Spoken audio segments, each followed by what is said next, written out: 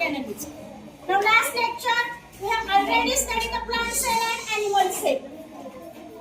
Now the components of cell. Here are the four components of cell. First one is the cell wall, another one is the cell membrane, then cytoplasm, and then cell organelles. Now cell wall is already studied. Now we have to study the cell membrane. आतापर्यंत आपण sale बघितलं, plant sale, animal sale बघितलं. त्यानंतर आता या ठिकाणी आपण sale मेम्ब्रेनचा अभ्यास करणार आहोत. तर cell membrane is the porous membrane. It is also known as selectively permeable membrane. Cell membrane is made up of phospholipids and protein layer, which is also known as sandwich type of model. बघा, दोन phospholipid लेयरच्या मध्ये एक प्रोटीनचा layer असतो. त्याला या ठिकाणी आपण सेल मेम्ब्रेन असं म्हणलेलं आहे.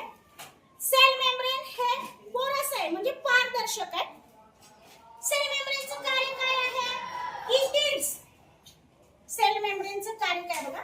It is in and out the useful material from the surrounding.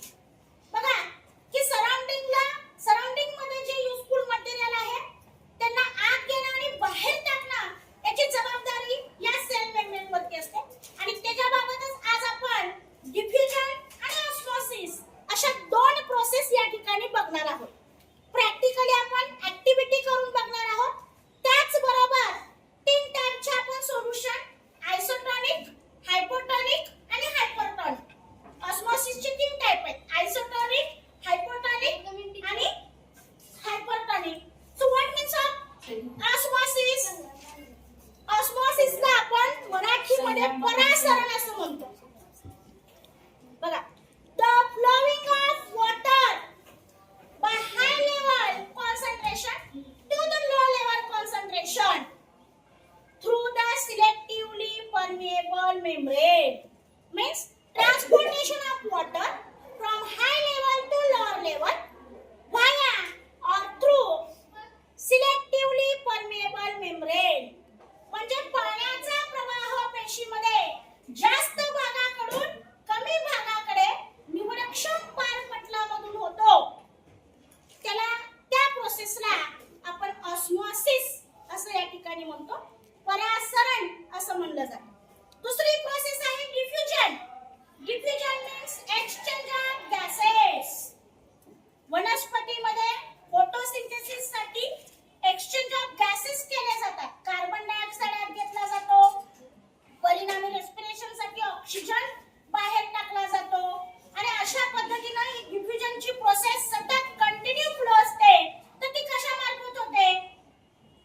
In a plant, in a leaf, the small pores are present on a leaf. These small pores are known as stomata. Now this stomata, their function is the diffusion. या स्टोमॅटाचं function काय आहे? Diffusion आहे. Diffusion means विसरण, exchange of gases. आणि तेच आपण या ठिकाणी ऍक्टिव्हिटी मार्फत स्टोमॅटा बघणार आहोत. इथं आयसोटोनिक, हायपोटोनिक सोल्युशन्स या ठिकाणी बघणार आहोत. इथं आपण प्लाझ्मोलायसिसची प्रोसेस या ठिकाणी करणार आहोत, ज्याला रससंकोच म्हणलं जातं. सेल मधून वॉटर बाहेर सोडण्याची जी प्रक्रिया आहे तिला या ठिकाणी प्लाझ्मोलायसिस असं म्हणलं जातं. हे रात्रभर भिजवून ठेवलेले मनुके आहेत. या रात्रभर भिजवून ठेवलेले मनुके आपण जर मिठाच्या सॉइल सोल्युशन मध्ये टाकले तर ते इमिडिएटली काय होतात? श्रिंक होतात. काय होतात? इमिडिएटली श्रिंक होतात.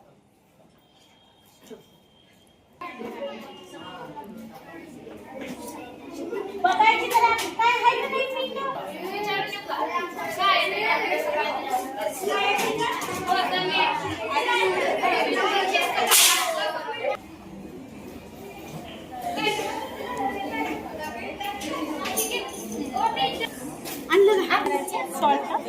सॉल्ट सोल्युशन तयार करायचं.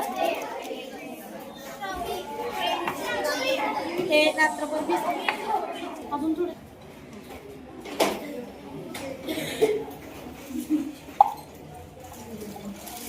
सॉल्ट सोल्युशनमध्ये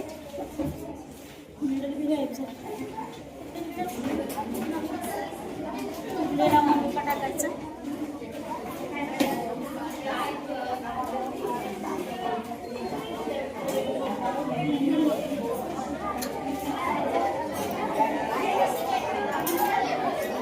इमिडिएटली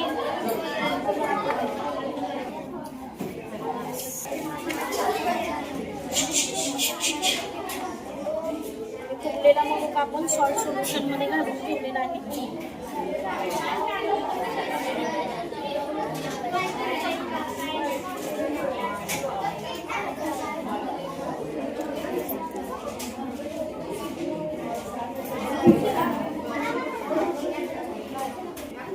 टोमॅटो दिसतात.